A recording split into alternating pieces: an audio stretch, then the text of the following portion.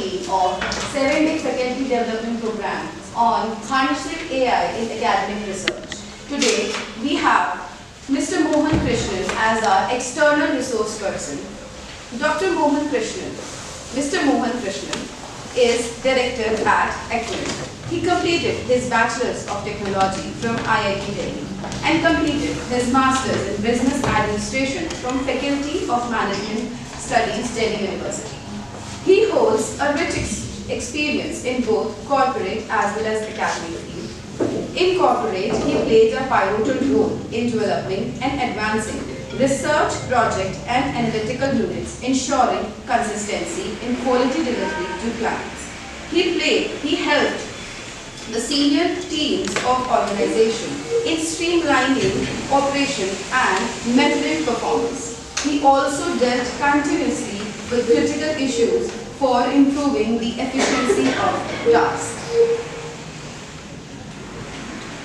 Now, talking about his academic experience, he works as a visiting faculty in various institutions like PERI University, Indian Institute of Foreign Trade, the Delhi School of Communication, IIT Bombay, IMT Dubai, etc.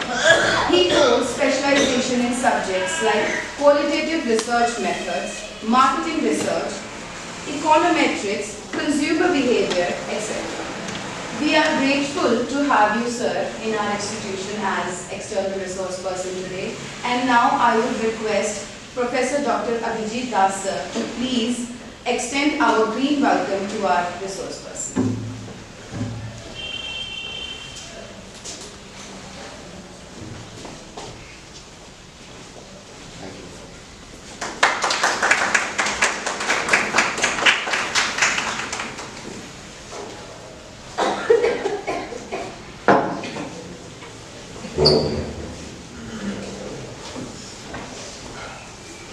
Now I request you, sir, to please come up and deliver your lecture.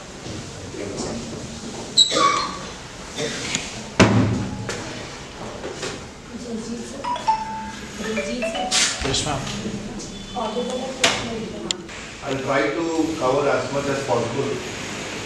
This presentation takes some inspiration from teaching to students also, some case studies, because typically students, I realize that market research is very interesting until the case studies are interesting. Otherwise, we get into too much of technicalities and students start losing interest, they start feeling it's too complicated. So, and also another thing that I do is I teach corporates.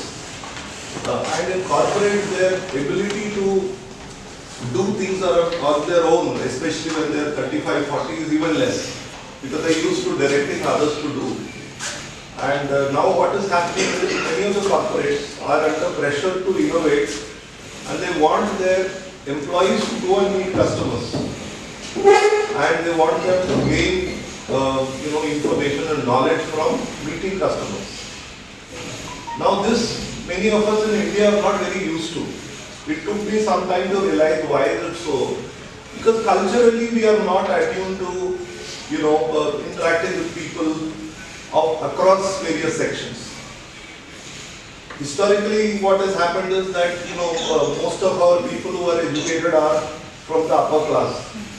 Unlike the West, or maybe now in South, where education has progressed to next strata, people were asked to sort of at a very young age become and if you look at West, they become a bar boy. They are sort of asked to sort of work in as a delivery person, pizza delivery boy, or paper delivery boy when you are a little kid. This interaction we don't have.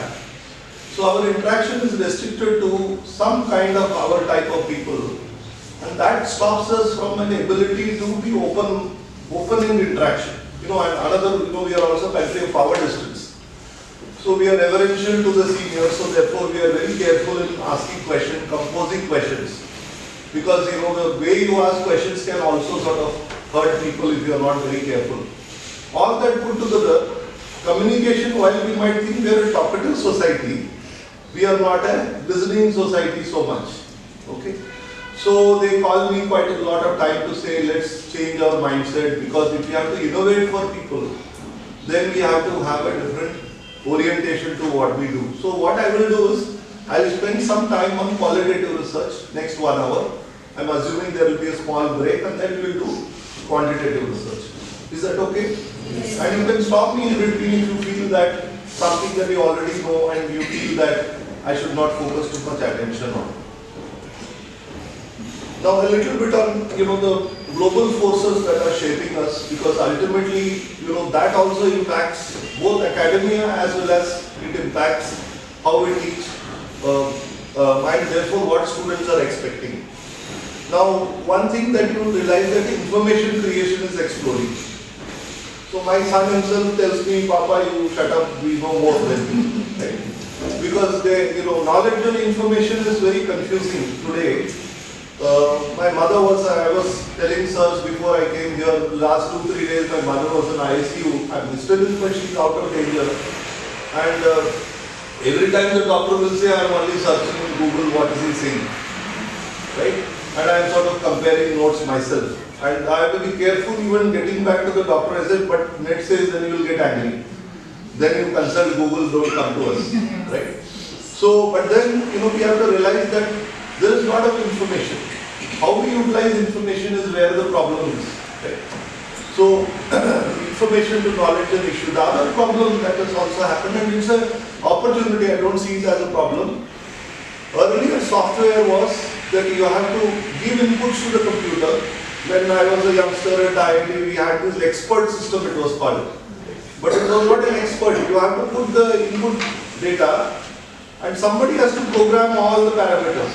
So both x and fx both have to be coded. Then if you put the x values, whatever you are testing, it could be optimization of, let's say, a video program or anything. You put x, it will give you y, this is what you should do, and we used to be very happy. But now there is a complete shift in the way computers are being used. So in software 2.0, as we call it, you give both x and y, because if you are running any process, you are inputting whatever input you are giving, and you are also saying this is output. It's almost like the doctor is putting a medicine and he's seeing what is the temperature, what is the response in the blood level, and both the input and output is putting into the what we now call as the graphic unit processor. That is why NVIDIA is now the second most market capital company in the world.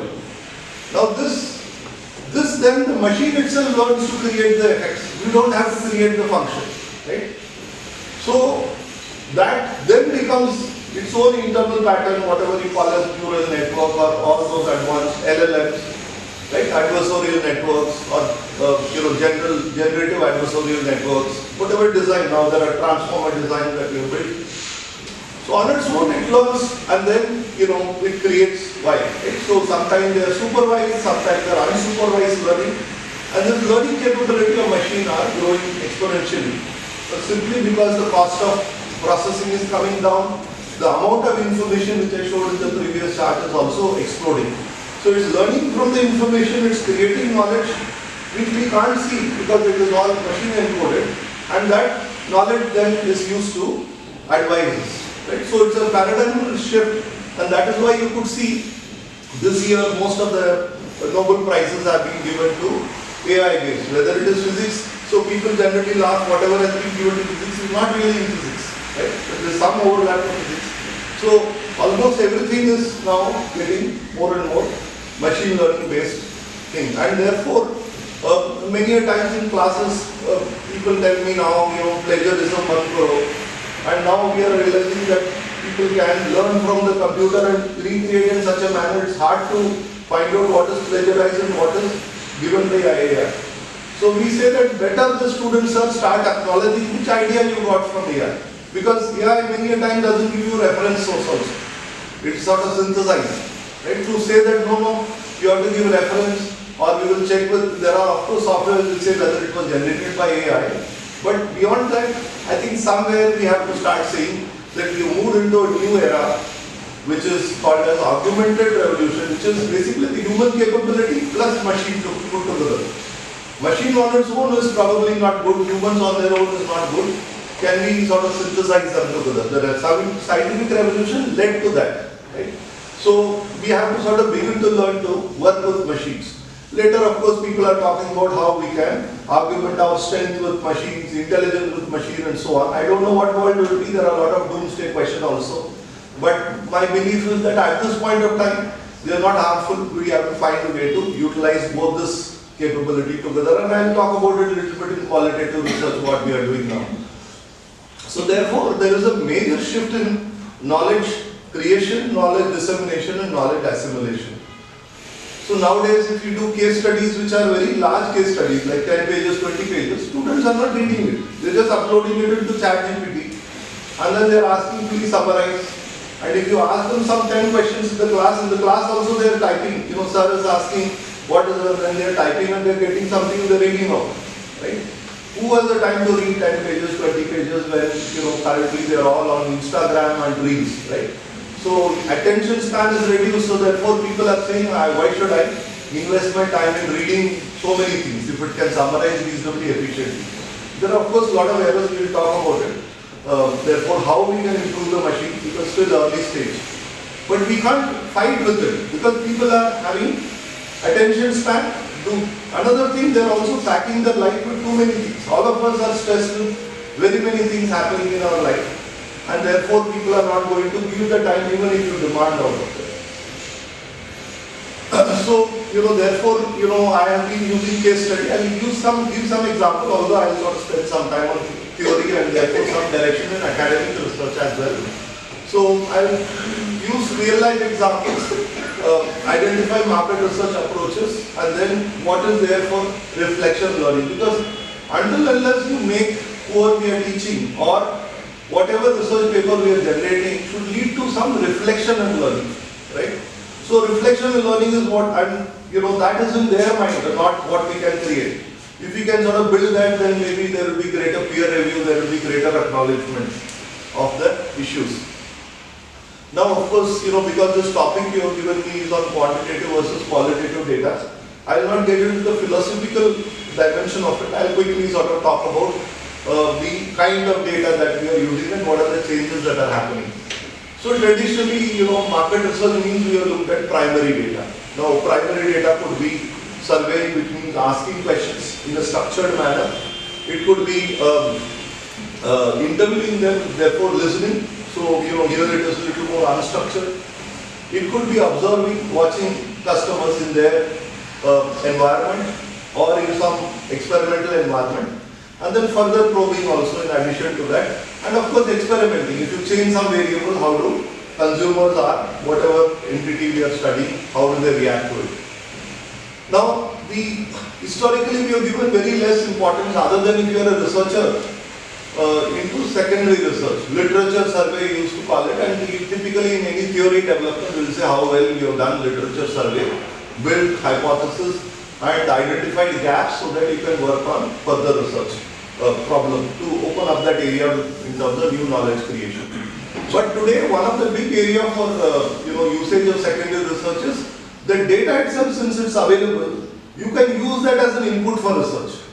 So for example, very recently, last 2 weeks ago at IIM Lucknow, we had a conference, international conference, and we had invited papers, and one of the papers that was presented was on sustainable marketing. That means marketers should look at, there is a very interesting documentary on Netflix which talks about how Amazon, you know, tries to push its product, right? Very aggressive, says last product left.